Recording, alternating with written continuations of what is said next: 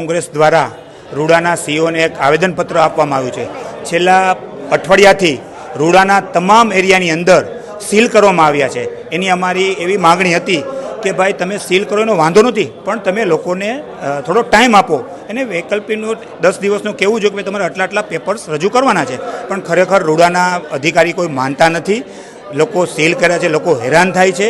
એ બારામાં અમે રજૂઆત કરવા અમે કે સાહેબ તમે એસઓપી જાહેર કરો, એસઓપીના આધારે ટાઈમ આવો, સહમતિ પત્રક લઈ લો કે ભાઈ આટલા પેપર્સ જો એના સીલ ખોલી દે, એવી અમારી નમ્ર વિનંતી હતી। કીધું કે અમે અમારો સર્વે ચાલે છે, સાંભળી પણ છે અને લોકોનો અવાજ પણ સાંભળે છે, જે પણ હશે એ લોકોને સીલ ખોલી દેશું એવી ખાતરી આપી છે। સાંજ સમાચાર ફેસબુક પેજને લાઇક કરો, વિડીયો શેર કરો અને વધુ વિગતવાર સમાચાર માટે sanssamachar.net વિઝિટ કરો।